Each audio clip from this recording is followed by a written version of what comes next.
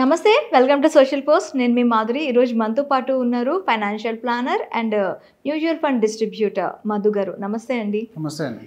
మధు గారు, ఇల్లును కొంటాం, ఓకే, బాగానే ఉంది. ఇల్లును కొన్న తర్వాత మనకి ఇది ప్రతి ఒక్కళ్ళు ఒక కళ, కానీ ఏంటంటే ఈఎంఐ ట్రాప్లో పడిపోతూ ఉంటారు.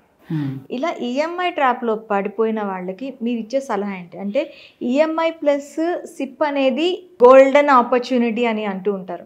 అసలు ఈఎంఐ కట్టడమే కష్టంగా ఉంటుంది కదా, మరి సిప్ ఎలా మేనేజ్ చేస్తారు?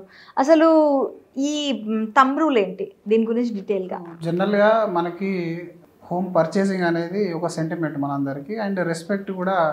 మీకు హోమ్ లేకుంటే వచ్చే రెస్పెక్ట్కి, హోమ్ ఉంటే వచ్చే రెస్పెక్ట్కి చాలా డిఫరెన్స్ అనేది ఉంటుంది. ఎస్పెషల్లీ మనకు సౌత్ ఇండియాలో అండ్ ఎస్పెషల్లీ ఆంధ్ర అండ్ తెలంగాణలో ఏంటంటే, ఎవరికైతే సొంత ఇల్లు ఉండదో ఫస్ట్ వాళ్ళకి వచ్చే క్వశ్చన్, ఏ బంధువుల రిలేటివ్స్ ఇంటికి వెళ్ళినా కూడా మీకు ఇల్లు ఉందా లేదా అనేది, సొంత ఇల్లా కాదా అనేది అడుగుతారు. కాబట్టి ప్రతి ఒక్కరు చాలా తక్కువ శాలరీ ఉన్నా సరే కొంచెం రిస్క్ తీసుకొని ఈఎంఐ పెంచుకొని ఇల్లు అనేది కొనేస్తారు.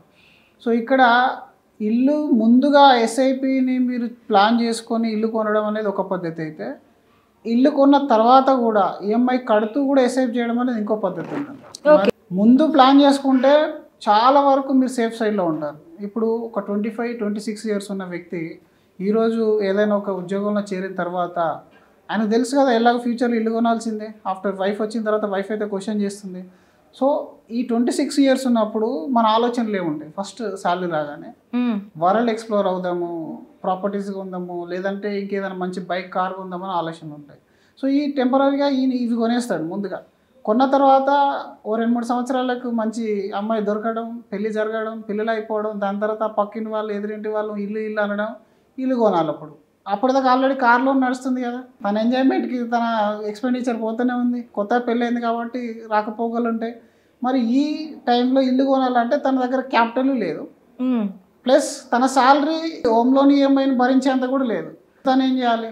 ఏదైనా రిజిస్టర్డ్ చిట్టీలు వేయాల్సి వస్తుంది. రిజిస్టర్డ్ చిట్టీలు వేయాలి, లేదా దగ్గర వాళ్ళు తెలిసిన వాళ్ళ దగ్గర కొంత అప్పుగా తీసుకోవాలి, 1%, 2% తీసుకొని అప్పుడు ఇల్లు ప్లాన్ చేసుకుంటారు.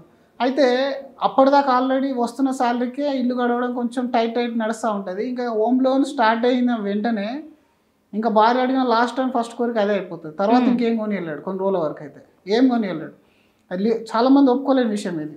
ఒకవేళ ఇల్లు కొన్న తర్వాత కూడా మనం ఫైనాన్షియల్గా స్టేబుల్గా ఉండాలి అనుకుంటే మాత్రం ఎస్, మన హోమ్ లోన్ ఈఎంఐ మన శాలరీలో కనీసం 30-40% మించకుండా ప్లాన్ చేసుకోవాలి. ఓకే, 30% ఆఫ్ ద శాలరీ ఎప్పుడైతే మించిపోయిందో డెఫినెట్గా మీకు రెగ్యులర్ నీడ్స్ అండ్ వాంట్స్ ఉంటాయి. మనకి ఇప్పుడు ₹1,00,000 శాలరీలో మన గ్రాసరీ కానీ, లైఫ్ స్టైల్ ఎక్స్పెండిచర్ కానీ 60% వరకు ఉంటుంది.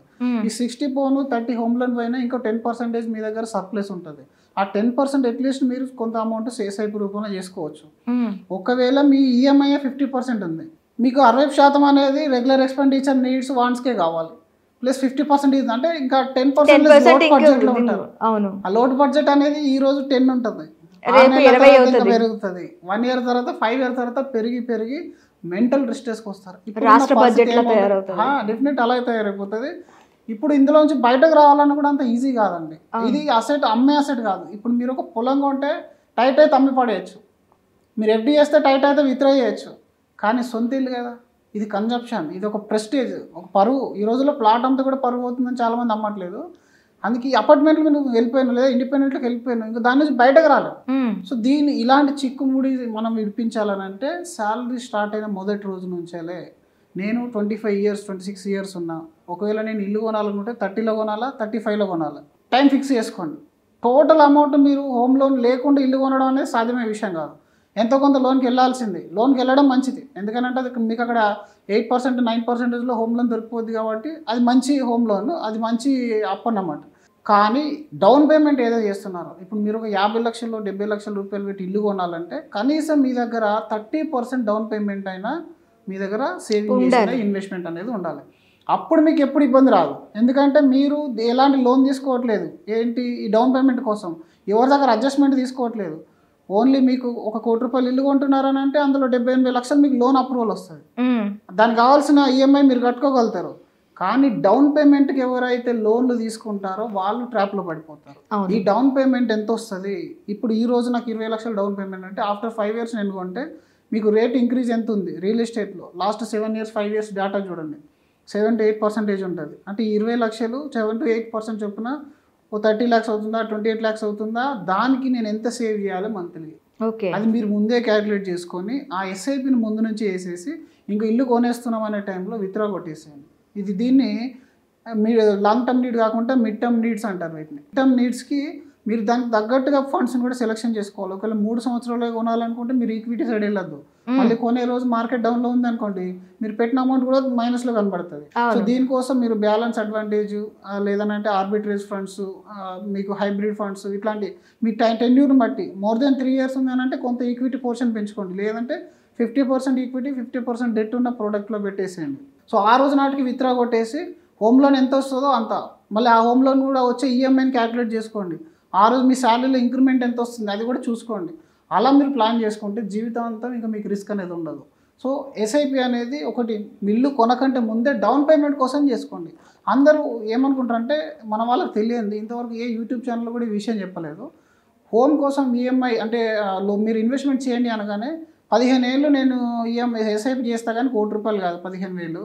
మరి ఆనాటికి రియల్ ఎస్టేట్ ప్రైస్ కూడా పెరిగిపోతుంది కదా, నేను ఎలా కొంటాను, అది తప్పు. ఎప్పటికైనా మీరు హోమ్ అనేది లోన్లోనే కొనాల్సి వస్తుంది. ఓన్లీ మీరు చేయాల్సింది నేను 30% మనీ అరేంజ్ చేసుకోగలుగుతానా, 50% అరేంజ్ చేసుకోగలుగుతానా, 70% చేసుకోగలుగుతాను, 100% ఎప్పుడు కావదు.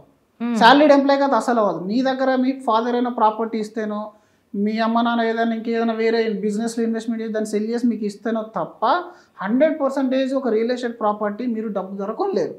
ఎప్పటికైనా లోన్కి వెళ్ళాల్సింది. అట్లీస్ట్ ఆ 30-40% ఆఫ్ ద డౌన్ పేమెంట్ మాత్రం మీరు మంచి మ్యూచువల్ ఫండ్లు ఎంచుకొని సేవింగ్ చేస్తే మాత్రం మీ లైఫ్ బాగుంటుంది. సో ఆ విధంగా ప్లాన్ చేసుకోవాలి. ఓకే అండి, థ్యాంక్ యూ మేడం.